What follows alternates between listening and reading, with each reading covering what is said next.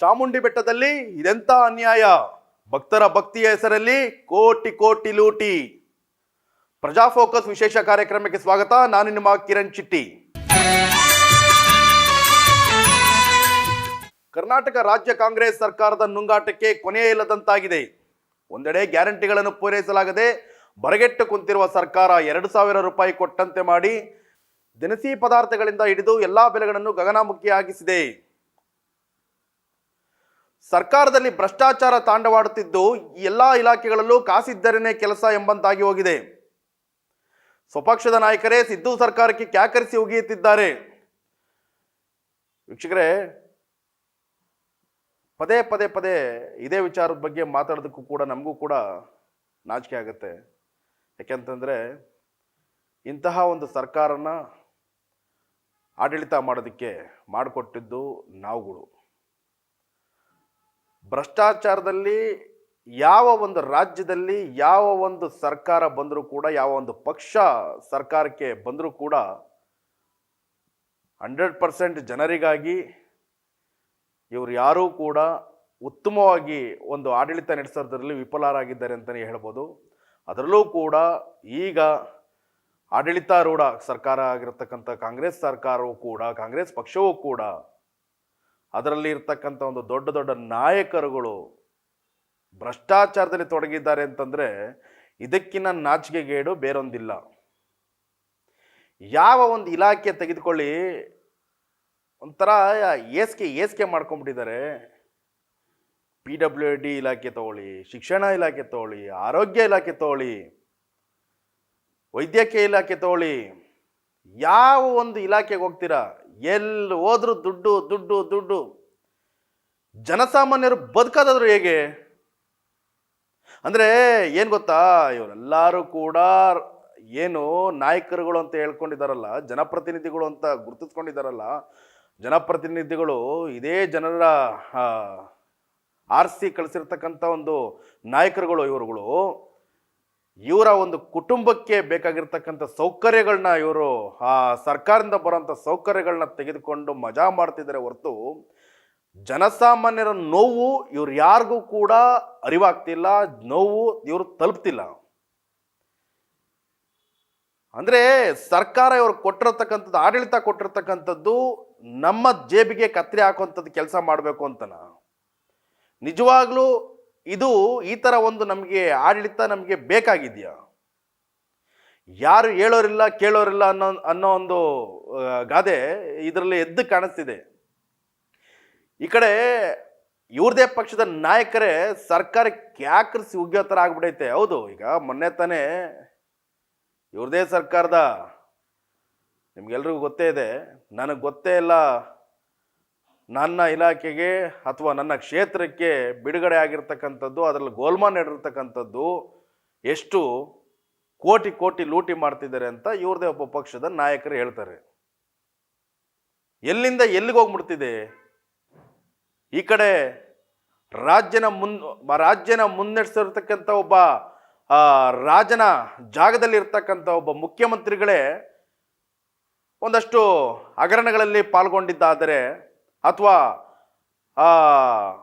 ಸಚಿವರು ಅಂತ ಅನ್ಸ್ಕೊಂಡಿರ್ತಕ್ಕಂಥವ್ರು ಹಗರಣದಲ್ಲಿ ಪಾಲ್ಗೊಂಡಿದ್ದಾದರೆ ಜನಸಾಮಾನ್ಯರಿಗೆ ನೋವೇನು? ಈ ಮಧ್ಯೆ ಎಲ್ಲೆಲ್ಲಿ ಹಣ ವಸೂಲಿ ಮಾಡಬಹುದೋ, ಲೂಟಿ ಮಾಡಬಹುದೋ ಅಲ್ಲೆಲ್ಲ ನಾಲಿಗೆ ಹಾಕಿ ಚಾಚಿ ಕುಂತಿದ್ದಾರೆ. ಅಸಹ್ಯ ಆಗಬೇಕು.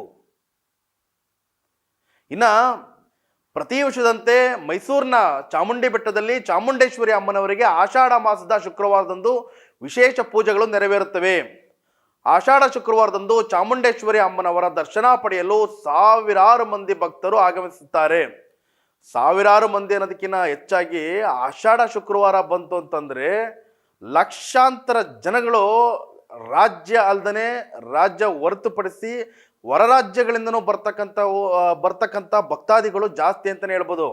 ನಿಮ್ಮೆಲ್ಲರಿಗೂ ತಿಳಿದಿರ್ತಕ್ಕಂಥದ್ದು ಏನಂತಂದರೆ, ನಾಡದೇವತೆ ಚಾಮುಂಡೇಶ್ವರಿ, ಮೈಸೂರಿನಲ್ಲಿ ನೆಲೆಗೊಂಡಿರ್ತಕ್ಕಂಥ ಚಾಮುಂಡೇಶ್ವರಿ ತಾಯಿನ ವರ್ಷದ 1 ತಿಂಗಳು ಆಷಾಢ ಮಾಸದಲ್ಲಿ ಚಾಮುಂಡೇಶ್ವರಿಗೆ ಅವ್ರದ ಒಂದು ವಾರದ ಪ್ರತಿ ಒಂದು ಶುಕ್ರವಾರದಂದು ಪೂಜಾ ಕಾರ್ಯಕ್ರಮಗಳು ನೆರವೇರುತ್ತೆ. ಆಷಾಢ ಬಂತಂತಂದ್ರೆ ಚಾಮುಂಡಿ ಬೆಟ್ಟದಲ್ಲಿ ಜನವೋ ಜನ, ಎಲ್ಲಿ ನೋಡಿದ್ರು ಜನ, ನೂಕು ನುಗ್ಗಲು ಅನ್ನೋ ಪರಿಸ್ಥಿತಿ ಏರ್ಪಡುತ್ತೆ. ಅಂದ್ರೆ ಇಲ್ಲೂ ಕೂಡ ಇವರು ನಾಲ್ಗೆ ಹಾಕಿದ್ದಾರೆ, ಅಂದ್ರೆ ದೇವರ ಹೆಸರಿನಲ್ಲೂ ಕೂಡ ಲೂಟಿ ಮಾಡಕ್ಕೆ ಹೊರಟಿದ್ದಾರೆ ಅಂತಂದ್ರೆ ಎಷ್ಟು ತಾನೇ ಸರಿ ನೋಡಿ. ಇದೇ ಮೊದಲ ಬಾರಿಗೆ ಆಷಾಢ ಶುಕ್ರವಾರದ ವಿಶೇಷ ದರ್ಶನಕ್ಕಾಗಿ ಚಾಮುಂಡಿ ಬೆಟ್ಟಕ್ಕೆ 2,000 ರು ಟಿಕೆಟ್ ವ್ಯವಸ್ಥೆ ಮಾಡುವ ಮೂಲಕ ಭರ್ಜರಿ ಲೂಟಿಗಳಿಸಿದೆ. ಥೂ, ಇದೆಂತ ನಾಚಿಕೆ ಗೇಡಿನ ಸಂಗತಿ ಅಂತಂದ್ರೆ ತಪ್ಪಾಗ್ಲಾರ್ದು. ಹೆಂಗ್ರಿ ನಿಮ್ ಮನ್ಸು ಬರುತ್ತೆ? ದೇವರ ಹೆಸರಲ್ಲೂ ಕೂಡ ನೀವು ಲೂಟಿ ಮಾಡೋದಕ್ಕೆ ಹೋಗಿದಿರಲ್ಲ, ನಿಮ್ಗೆ ನಿಜವಾಗ್ಲೂ ಕೂಡ ಯಾರು ಹೇಳೋರಿಲ್ಲ ಕೇಳೋರಿಲ್ಲ ಅನ್ನೋ ಒಂದು ಇದ್ರ ಇಟ್ಕೊಂಡು ನೀವು ಹೋಗ್ತಿದ್ದೀರಿ. ಮಾನ್ಯ ಮುಖ್ಯಮಂತ್ರಿಗಳೇ, ನಿಮ್ಮದೇ ಆಗಿರ್ತಕ್ಕಂಥ ಜಿಲ್ಲೆಯಲ್ಲಿ ಈ ತರ ಒಂದು ಲೂಟಿಗೆ ಇಳಿದಿದ್ರಲ್ಲ, ಮಾನ ಮರ್ಯಾದೆ ಏನಾದರೂ ನಿಜವಾಗ್ಲೂ ನಿಮ್ಮ ಸರ್ಕಾರಕ್ಕೆ ಇದೆಯಾ? ಅಂದ್ರೆ ನಿಮ್ಮ ಗ್ಯಾರಂಟಿ ಯೋಜನೆಗಳನ್ನ 5 ವರ್ಷಗಳ ಕಾಲ ಪೂರೈಸಿದಕ್ಕೋಸ್ಕರ ಕೊನೆಗೆ ಈ ಕಡೆ ಚಾಮುಂಡೇಶ್ವರಿ ಸನ್ನಿಧಾನದಲ್ಲಿ ಚಾಮುಂಡೇಶ್ವರಿಯ ದರ್ಶನ ಮಾಡಕ್ಕೆ ಬರ್ತಕ್ಕಂಥ ಭಕ್ತಾದಿಗಳ ಜೇಬಿಗೂ ಕತ್ತರಿ ಹಾಕುವಂತ ಕೆಲಸಕ್ಕೆ ಇಳಿದ್ರಲ್ಲ, ಇಂಥ ಒಂದು ಹೀನಾಯ ಕೆಲಸಕ್ಕೆ ಇಳಿದ್ರಲ್ಲ, ನಾಚಿಕೆ ಆಗಲ್ವೇನ್ರಿ ನಿಮ್ಗೆ? ಯಾಕೆ 2,000 ರೂಪಾಯಿ ಕೊಟ್ಟು ಹೋಗ್ಬೇಕು? ಎಲ್ಲರಿಗೂ ಸಾಮಾನ್ಯ ದೇವರ ಮುಂದೆ ನರಮಾನವ ಸಾಮಾನ್ಯ ಎಂದಾದರೆ 2,000 ವಿಶೇಷ ಯಾಕೆ? ಯಾರು ಹೇಳೋರಿಲ್ಲ ಕೇಳೋರಿಲ್ವ ನಿಮ್ಗೆ? ಹಿಂದೂ ಭಕ್ತರಿಂದ ದರ್ಶನದ ಹೆಸರಿನಲ್ಲಿ ಹಣ ಕೀಳ್ತಕ್ಕಂಥದ್ದು, ಇತರ ಧರ್ಮಕ್ಕೆ ತಲೆಬಾಗೋ ಭ್ರಷ್ಟ ಕಾಂಗ್ರೆಸ್ ಸರ್ಕಾರಕ್ಕೆ ಸಾರ್ವಜನಿಕರು ಧಿಕ್ಕಾರ ಕೂಗುತ್ತಿದ್ದಾರೆ. ಏನ್ ಮಾಡಕ್ ಹೊರಟಿದ್ದೀರಿ? ಯಾಕೆ ಇದೇ ತರ ಹಂಗಾದ್ರೆ ಒಂದು ಕೆಲಸ ಮಾಡಿ, ಮಸೀದಿ ದರ್ಗಾಗಳಲ್ಲಿ ನಡೆದ ಇರತಕ್ಕಂತಹ ಅಥವಾ ಚರ್ಚ್ನಲ್ಲಿ ನಡೆದಿರ್ತಕ್ಕಂಥ ಕಾರ್ಯಕ್ರಮಕ್ಕೂ ಕೂಡ ನಿಮಗೆ ತಾಕತ್ತಿದ್ರೆ ಅಲ್ಲೂ ಕೂಡ ಇದೇ ತರ 2,000 3,000 ಟಿಕೆಟ್ ರೈಸ್ ಮಾಡಿ ಅಲ್ಲ, ಇದೆಯಾ ಹೇಳಿ? ನಿಮ್ಮ ಸರ್ಕಾರಕ್ಕೆ ಇದೆಯಾ? ಯಾಕಿದು ಹಿಂದೂ ಭಕ್ತರಿಗೆ ಈ ಒಂದು ಇವತ್ತು ತೊಂದರೆ ಕೊಡ್ತಕ್ಕಂಥದ್ದು? ಅಂದ್ರೆ ಯಾರು ಕೇಳಲ್ಲ ಅನ್ನೋ ನಿಮ್ಗೆ ವಿಚಾರ ಅಲ್ಲ. ದೇವಸ್ಥಾನ ಕಮರ್ಷಿಯಲ್ ಮಾಡೋದು ಸಂಸ್ಕೃತಿ ಅಂತ ಹೇಳೋ ಕಾಂಗ್ರೆಸ್ ಸರ್ಕಾರಕ್ಕೆ ನೀತಿ ಧರ್ಮ ಎಂಬುದು ತೋಚೋ ಇಲ್ಲ. ನೀತಿ ಧರ್ಮ ಏನಾದರೂ ಇದ್ದಿದ್ರೆ ಇವರು ಮೊದಲನೇದಾಗಿ ಗ್ಯಾರಂಟಿ ಅಂತ ಹೇಳಿದ್ರಲ್ಲ, ಜನಸಾಮಾನ್ಯರಿಗೆ ಯಾಮಾರಿಸಿದ್ರಲ್ಲ, ಇದು ಮಾಡ್ತಿರ್ಲಿಲ್ಲ. ಗ್ಯಾರಂಟಿ ಅಂತ ಹೇಳಿ 2,000 ರೂಪಾಯಿ ಕೊಡೋಂಥ ನೆಪದಲ್ಲಿ ಎಲ್ಲೆಲ್ಲಿ ಸಿಗುತ್ತೋ ಅಲ್ಲಿ ಲೂಟಿ ಮಾಡಕ್ಕೆ ಇಳಿದು ಬಿಟ್ಟಿದ್ದಾರೆ ಒಂದು ಸರ್ಕಾರ. ಯಾವ ಒಂದು ಸಂಪತ್ತಿಗೆ, ಯಾವ ಒಂದು ಪುರುಷಾರ್ಥಕ್ಕೆ ಇದು ಮಾಡಬೇಕಾಗಿತ್ತು? ನಿಮ್ಮ ಸ್ವಾರ್ಥಕ್ಕೆ, ನಿಮ್ಮ ರಾಜಕೀಯ ಬೇಳೆಗಾಗಿ ಜನಸಾಮಾನ್ಯರಿಗೆ ಈ ಒಂದು ಸಂಕಷ್ಟಕ್ಕೆ ಸಿಲ್ತಕ್ಕಂಥದ್ದು ಇದು ಯಾವ ರೀತಿ ನಿಮ್ಮ ಆಡಳಿತ? 2,000 ಟಿಕೆಟ್ ಹಾಕಿ ದೇವರ ದರ್ಶನದ ಹೆಸರಿನಲ್ಲಿ ಜನರ ಭಕ್ತಿಯನ್ನು ಲೂಟಿ ಮಾಡ್ತಾ ಇರೋ ಸಿದ್ದರಾಮಯ್ಯ ಇತ್ತೀಚೆಗೆ ಅನ್ಯ ಧರ್ಮದ ದರ್ಗಾಕ್ಕೆ ಕೋಟಿಗಟ್ಟಲೆ ಹಣ ಕೊಟ್ಟು ಉಜೂರು ಎಂದಿದ್ದಾರೆ. ಯಾವುದ್ರಿ ಇದು? ಅಂದ್ರೆ ಧರ್ಮದ ಮಧ್ಯೆ ಬೆಂಕಿ ಹಚ್ತಾ ಇರ್ತಕ್ಕಂಥವ್ರು ನೀವುಗಳೇ. ನಿಮ್ಮ ರಾಜಕೀಯ ನಾಯಕರುಗಳು ಅಂತ ಹೇಳ್ತಿದ್ರಲ್ಲ ನೀವುಗಳು.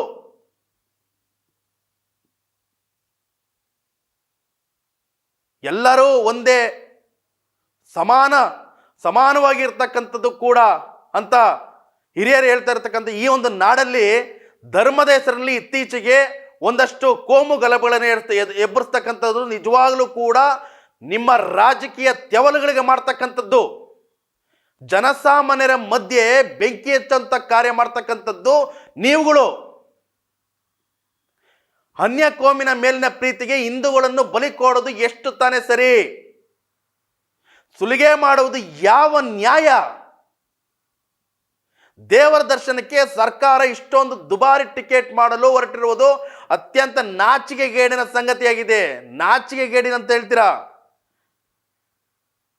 ಹಿಂದೆಂದೂ ನಡೆದಿರ್ತಕ್ಕಂಥದ್ದು ನಿಮ್ಮ ಸರ್ಕಾರದ ಆಡಳಿತದಲ್ಲಿ ಈ ಒಂದು 2,000 ರೂಪಾಯಿಗೆ ಬೆಲೆ ಅಲ್ವೇನ್ರಿ ಅದಕ್ಕೆ? ಉಳ್ಳವನು 2,000 ಕೊಟ್ಬಿಟ್ಟು ಬರ್ತಾನೆ ಕಣ್ರಿ. ಆದ್ರೆ ಬಡವ ಏನಾಗಬೇಕು? ಎಲ್ಲಿಂದ ತರಬೇಕು? ಒಂದು ದಿನದ ಕೂಲಿ 300 ರೂಪಾಯಿ, 400 ರೂಪಾಯಿ, 500 ರೂಪಾಯಿ ದುಡಿಯೋಂಥವ್ರು 2,000 ರೂಪಾಯಿ ಕೊಟ್ಟು ಎಲ್ಲಿ ಹೋಗ್ತಾರೆ? 2,000 ರೂಪಾಯಿ ಉಳ್ಳಂಥವ್ರು 2,000 ರೂಪಾಯಿ ಕೊಟ್ಟು ಡೈರೆಕ್ಟ್ ಅವರು ದೇವರ ದರ್ಶನ ಮಾಡೋದಾದ್ರೆ ಬೆಳಗ್ಗೆ 3 ಗಂಟೆ 4 ಗಂಟೆಗೆ ಎದ್ದು ಬಂದು ಬೆಟ್ಟದಲ್ಲಿ ಕ್ಯೂ ನಿಂತಿರ್ತಾರಲ್ಲ, ಹಂಗಾದ್ರೆ ಅವ್ರಿಗೇನು? ದೇವ್ರಿಗೆ ನೋಡ್ಬೇಕು ಅಂತಂದ್ರು ಕೂಡ ನಿಮ್ಮಂಥವ್ರನ್ನ ದಾಟ್ಕೊಂಡು ನಿಮ್ಮಂಥವ್ರಿಗೆ ಲಂಚ ಕೊಟ್ಟು ಹೋಗ್ಬೇಕಾ? ಸರ್ಕಾರ ನಡೆಸ್ತಕ್ಕಂಥದ್ದು ಇದೊಂದು ನಾಚಿಕೆಗೇಡಿನ ಸಂಗತಿ. ಸರ್ಕಾರ ಖಜಾನೆಯಲ್ಲಿ ದುಡ್ಡಿಲ್ಲ ಅಂತ ಹೇಳಿ ಈ ತರ ಒಂದು ಹೀನಾಯ ಕೃತ್ಯಕ್ಕೆ ಇದು ಕೆಲಸಕ್ಕೆ ಕೈ ಹಾಕಿದ್ರಲ್ಲ, ಇದಕ್ಕಿಂತ ನಾಚಿಕೆ ಆಗಲ್ವಾ? ಜನರಿಗೆ ಒಂದು ಕೈಯಲ್ಲಿ ಕೊಟ್ಟು ದೇವರ ಹೆಸರನ್ನು ಇನ್ನೊಂದು ಕೈಯಲ್ಲಿ ಕಿತ್ಕೊಳ್ತಿರೋದು ಅತ್ಯಂತ ನೋವಿನ ಸಂಗತಿಯಾಗಿದೆ. ಚಾಮುಂಡಿ ಬೆಟ್ಟದಲ್ಲಿ ಸ್ಥಳೀಯ ನಿವಾಸಿಗಳಿಗೆ ಕುಡಿಯುವ ನೀರು, ಆಷಾಢದಲ್ಲಿ ಆಗಮಿಸುವ ಭಕ್ತರಿಗೆ ಸಮರ್ಪಕ ಮೂಲಭೂತ ಸೌಕರ್ಯಗಳನ್ನು ಕಲ್ಪಿಸುವ ಯೋಗ್ಯತೆ ಇಲ್ಲದಿದ್ದರೂ ಲೂಟಿಗೆ ಮಾತ್ರ ಯಾವ ರಾಜ್ಯವೂ ಇಲ್ಲ. ನಾಡದೇವ ಚಾಮುಂಡೇಶ್ವರಿ ಬೆಟ್ಟದಲ್ಲಿ ಸರಿಯಾಗಿ ಕುಡಿಯುವ ನೀರಿಲ್ಲ. ನಿಜವಾಗ್ಲೂ ನಿಮಗೆ ತಾಕತ್ತಿದ್ರೆ ಮಾನ್ಯ ಮುಖ್ಯಮಂತ್ರಿಗಳಾದ ಸಿದ್ದರಾಮಯ್ಯನವರೇ, ನಿಮ್ಮದೇ ಜಿಲ್ಲೆಯಲ್ಲಿ ಇರ್ತಕ್ಕಂಥ ಒಬ್ಬ ನಾಡ ದೇವತೆ ಚಾಮುಂಡಿ ಬೆಟ್ಟ ಎಂತ ಇತಿಹಾಸ ಉಳ್ಳ ಇರ್ತಕ್ಕಂಥ ಸ್ಥಳ ಅದು. ಇಲ್ಲಿಗೆ ಪ್ರಸಿದ್ಧ ತಾಣವಾಗಿರ್ತಕ್ಕಂಥ ಒಂದು ಬೆಟ್ಟ ಅಂತ ಹೇಳ್ಬೋದು. ಪ್ರತಿನಿತ್ಯ ಸಾವಿರಾರು ಮಂದಿ ಈ ಒಂದು ದೇವಸ್ಥಾನಕ್ಕೆ ಯಾತ್ರಾರ್ಥಿಗಳು ಬರ್ತಾರೆ, ಪ್ರವಾಸಿಗಳು ಬರ್ತಾರೆ. ದಿನನಿತ್ಯನೇ ನಿಜವಾಗ್ಲೂ ಅಲ್ಲಿ ಕುಡಿಯೋ ನೀರಿನ ಸರಿಯಾಗಿ ಕುಡಿಯೋ ನೀರಿನ ಯೋಜನೆ ಕರೆಕ್ಟ್ ಆಗಿಲ್ಲ, ಪಾರ್ಕಿಂಗ್ ವ್ಯವಸ್ಥೆ ಕರೆಕ್ಟ್ ಆಗಿಲ್ಲ, ರಸ್ತೆ ವ್ಯವಸ್ಥೆ ಕರೆಕ್ಟ್ ಆಗಿಲ್ಲ. ಇನ್ನು ಆಷಾಢ ಮಾಸ ಬಂತು ಅಂದ್ರೆ ಅಥವಾ ದಸರಾ ಟೈಮ್ ಬಂತು ಅಂತ ಅಂದಾಗ ನಿಜವಾಗ್ಲೂ ಅಲ್ಲಿ ಎಷ್ಟು ಪರಿಸ್ಥಿತಿ ಎದುರಾಗುತ್ತೆ ಗೊತ್ತಾ? ಕಷ್ಟದ ಪರಿಸ್ಥಿತಿ ಎದುರಾಗುತ್ತೆ ಗೊತ್ತಾ? ಪೊಲೀಸ್ನವ್ರಿಗೆ ಎಷ್ಟು ತೊಂದರೆ ಆಗುತ್ತೆ ಗೊತ್ತಾ? ಅವ್ರ ಕೆಲಸಗಳು ಎಷ್ಟು, ಯಾಕಂದ್ರೆ ಅವ್ರಿಗೆ ಕುಟುಂಬಗಳಲ್ಲಿ ಇರಲ್ವಾ? ಸರಿಯಾದ ರೀತಿಯಲ್ಲಿ ಸಾರ್ವಜನಿಕರಿಗೆ ಮೂಲಭೂತ ಸೌಕರ್ಯಗಳನ್ನು ಕಲ್ಪಿಸಿಕೊಡೋದಕ್ಕಾಗದಿರತಕ್ಕಂಥ ನಿಮ್ಮಂತ ಹೀನಾಯ ಸರ್ಕಾರಕ್ಕೆ ದೇವರ ಹೆಸರಲ್ಲಿ ಲೂಟಿ ಮಾಡಕ್ಕೆ ಇಳಿದಿದ್ದೀರಾ. ಇನ್ನು ಚಾಮುಂಡೇಶ್ವರ ಅಂತ ಒಂದು ಪವಿತ್ರ ಸ್ಥಳದ ತಪ್ಪಲಿನಲ್ಲಿ ಸಂಜೆ ಆಯಿತು ಅಂತಂದ್ರೆ ಅಹಿತಕರ ಘಟನೆಗಳು, ಅಸಹ್ಯವಾಗಿರ್ತಕ್ಕಂಥ ಕೆಲವು ಸಂಗತಿಗಳು ನಡೀತೈತಲ್ಲ, ಇದಕ್ಕೆ ಯಾಕೆ ಇನ್ನೂ ನೀವು ಕೈಕಟ್ಟಿ ಕುಳ್ತಿದ್ರಿ? ಅದನ್ನ ತಡೀರಿ. ಫಸ್ಟು ಹೆಚ್ಚುವರಿ ಪೊಲೀಸ್ ಆಯೋಜನೆ ಮಾಡಿ, ಯಾರಿಗೂ ತೊಂದರೆ ಆಗದಿಲ್ಲ ರೀತಿ. ಇಲ್ಲ, ಮೊನ್ನೆ ಮಾಡಿದ್ರಲ್ಲ RCB ಅಂತ ಹೆಸರು ಹೇಳ್ಕೊಂಡು 11 ಜನನ ಜೀವ ತೆಗೆದುಕೊಂಡ್ರಲ್ಲ, ಈ ತರ ಮಾಡಕ್ ಹೋಗ್ಬಿಡಿ. ಸರ್ಕಾರ ನಿಮಗೆ ಆಡಳಿತ ಕೊಟ್ಟಿರ್ತಕ್ಕಂಥದ್ದು ಸರಿಯಾದ ಮಾರ್ಗದಲ್ಲಿ ಆಡಳಿತ ಮಾಡ್ಲಿ ಅಂತ ನಿಮ್ಗೆ ಇಷ್ಟ ಬರೋ ರೀತಿಯಲ್ಲಿ ಖಜಾನೆಗೆ ಕೊಳ್ಳಿ ಇಟ್ಟು ಎಲ್ಲಿ ಬೇಕಂದ್ರೆ ಅಲ್ಲಿ ನಾನು ಲೂಟಿ ಮಾಡ್ಬೋದು ಅಂತ ಇಷ್ಟ ಬಂದಂಗೆ ಹೋಗೋದಲ್ಲ. 5-6 ದಿನಗಳಿಗೊಮ್ಮೆ ಚಾಮುಂಡಿ ಬೆಟ್ಟಕ್ಕೆ ನೀರನ್ನು ಬಿಡಲಾಗುತ್ತಿದೆ. ನೀರಿಲ್ಲದೆ ಅಲ್ಲಿಯ ಸ್ಥಳೀಯ ನಿವಾಸಿಗಳು ನಿತ್ಯ ಪರದಾಡ್ತಿದ್ದಾರೆ.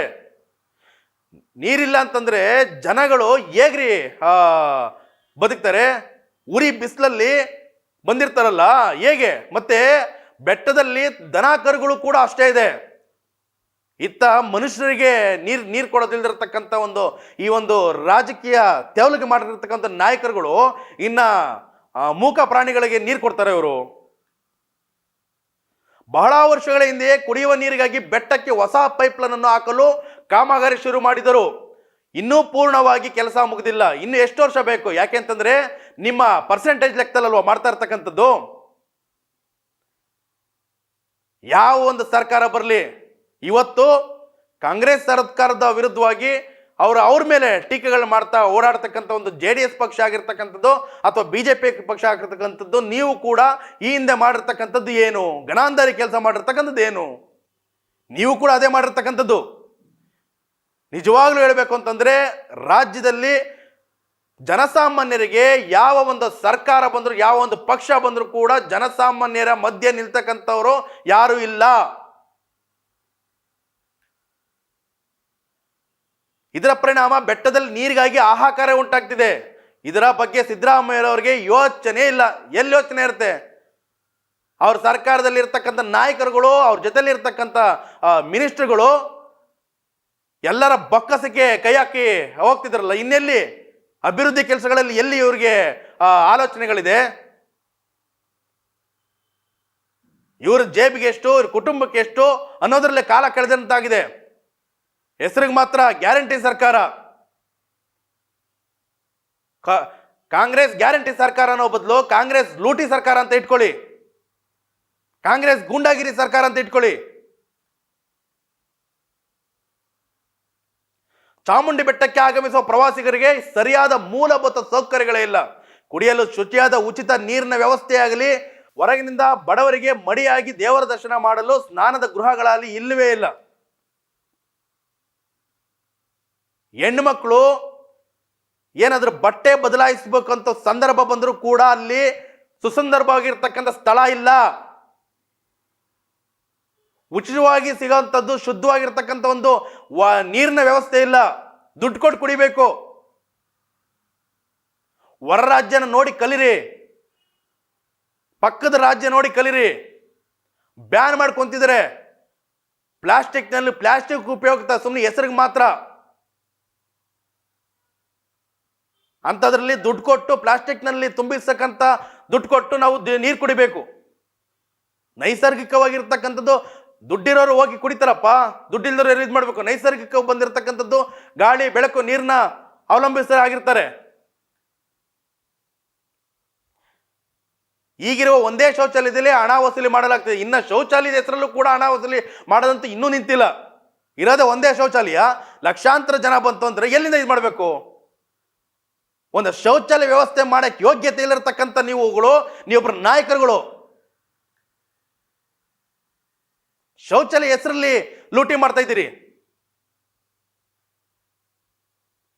ಇನ್ನು ಚಾಮುಂಡೇಶ್ವರಿ ದೇವಿಯ ಸೇವೆಯ ಶುಲ್ಕಗಳನ್ನು ಏಕಾಏಕಿ 300 ರೂಪಾಯಿಂದ 550 ರೂಪಾಯಿಗಳಿಗೆ ಏರಿಸಿದಾರಲ್ಲ. ಇದಕ್ಕಿನ್ನ ಇನ್ನೇನಿರಬೇಕು? ಭಕ್ತರಿಗೆ ಅತ್ಯಂತ ನೋವಿನ ಸಂಗತಿ ಅಂತಂದ್ರೆ ತಪ್ಪಾಗಲಾರದು. ಅಭಿಷೇಕ ಮಾಡೋದಾಗ್ಲಿ ಅಥವಾ ಕುಂಕುಮಾರ್ಚನೆ ಆಗಿರ್ತಕ್ಕಂಥ ಕೆಲವೊಂದು ದೇವಸ್ಥಾನ ಅಂತಂದ್ರೆ ಅಲ್ಲಿದೆ ಆದಂಥ ಒಂದು ರೂಲ್ಸ್ಗಳು ಇರ್ತವೆ. ಆ ಒಂದು ಶುಲ್ಕಗಳನ್ನೆಲ್ಲ ನೀವು ರೈಸ್ ಮಾಡದೆ ಆಗ್ತೀರಾ ಅಂತಂದ್ರೆ ಇನ್ನು ಏನೇನು ಮಾಡಬೇಕು ಅಂತ ಇದ್ರೆ ಹೇಳಿ. ಈ ಒಂದು ಗಣಾಂಧಾರಿಗೋಸ್ಕರ ನೀವು ಗ್ಯಾರಂಟಿ ಸರ್ಕಾರ ಅಂತ ಎತ್ಕೊಂಡ್ಬಂದ್ರಿ, 2000 ರೂಪಾಯಿ ಅನ್ನೋ ಹೆಸರಿಗೆ ಅಂತ ಇದು ಮಾಡ್ಕೊಂಬಂದ್ರಿ, ಫ್ರೀಯಾಗಿ ಎಲ್ಲ ಕೊಡ್ತೀವಿ ಅಂತ ಸುಳ್ಳು ಹೇಳ್ಕೊಂಡು ಈ ತರ ಲೂಟಿ ಮಾಡೋದಕ್ಕೆ ಬಂದ್ರ ಅವಶ್ಯಕತೆ ಇದೆಯಾ?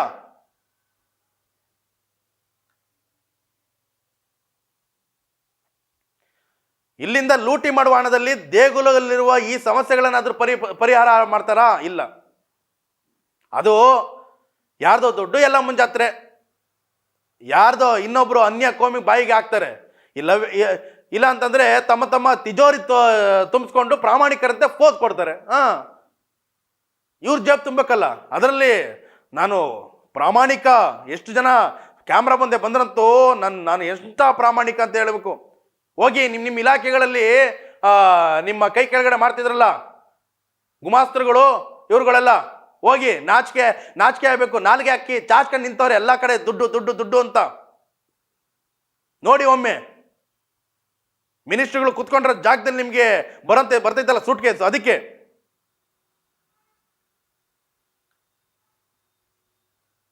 ಮೊದಲು ಸರ್ಕಾರದಲ್ಲಿರೋ ಭ್ರಷ್ಟತೆಯನ್ನು ತಡೆಯಲಿ, ಲೂಟಿ ಹೊಡೆಯೋದಕ್ಕೂ ನಿಲ್ಲಿಸಲಿ. ಇನ್ನೆಲ್ಲಿ ನಿಲ್ಲಿಸ್ತಾರೆ ಅವರುಗಳು? ರಾಜಕಾರಣಿಗಳು ಉದ್ಧಾರವಾಗಿದ್ದು ಸಾಕು, ಇನ್ನಾದರೂ ತಿನ್ನೋದು ನಿಲ್ಲಿಸಿ ಜನಪರ ಕಾರ್ಯಗಳತ್ತ ಗಮನ ಹರಿಸಲಿ. ಈ ಕೂಡಲೇ ಚಾಮುಂಡಿ ಬೆಟ್ಟದಲ್ಲಿ ಏರಿಸುವ ದರಗಳನ್ನು ಕಡಿತಗೊಳಿಸಲಿ, ಭಕ್ತರಿಗೆ ಮೂಲ ಸೌಕರ್ಯಗಳನ್ನು ಒದಗಿಸಲಿ. ನಮ್ಮ ಪ್ರಜಾಧ್ವನಿ ಟಿವಿಯ ಈ ಒಂದು ಪ್ರತ್ಯೇಕವಾಗಿ ಈ ಒಂದು ಸಂಚಿಕೆ ನಾವು ಮಾಡ್ತಕ್ಕಂಥದ್ದು ಜನಸಾಮಾನ್ಯರಿಗಾಗಿ. ಚಾಮುಂಡಿ ಬೆಟ್ಟದಲ್ಲಿ ನಡೆದಿರ್ತಕ್ಕಂಥ ಈ ಒಂದು ಭ್ರಷ್ಟಾಚಾರದ ವಿರುದ್ಧವಾಗಿ ನಾವು ಹೇಳ್ತಾ ಇದ್ದೀವಿ, ಜನರ ಪರವಾಗಿ ನಾವು ಹೇಳ್ತಿದ್ದೀವಿ. ಇನ್ನಾದರೂ ಆ ಸರ್ಕಾರ ಎಚ್ಚೆತ್ಕೊಂಡು ಆ ಚಾಮುಂಡಿ, ಪವಿತ್ರವಾದ ಚಾಮುಂಡಿ ಬೆಟ್ಟದಲ್ಲಿ ಏನು ದರಗಳೇರಿಸಿದರೆ ಇನ್ನಾದರೂ ಆ ಒಂದು ಕಡಿಮೆ ಮಾಡಲಿ. ಭಕ್ತರಿಗೆ ಮೂಲ ಸೌಕರ್ಯಗಳನ್ನು ಒದಗಿಸ್ಲಿ. ಇಲ್ಲ ಅಂತಂದ್ರೆ ನಾಡ ಅಧಿದೇವತೆಯ ಶಾಪದ ಜೊತೆಗೆ ಮುಂದಿನ ದಿನಗಳಲ್ಲಿ ಜನರು ಸಿದ್ದಿನ ಭ್ರಷ್ಟ ಸರ್ಕಾರಕ್ಕೆ ತಕ್ಕ ಪಾಠ ಕಲಿಸೋದು ಗ್ಯಾರಂಟಿ ಸರ್ಕಾರ ಅಲ್ಲ ಇವ್ರದು. ಇನ್ನಾದರೂ ಎಚ್ಚೆತ್ಕೊಳ್ತಾರ ನೋಡೋಣ. ಇದಿಷ್ಟಾಗಿತ್ತು ಇವತ್ತಿನ ಸ್ಪೆಷಲ್ ಸ್ಟೋರಿ.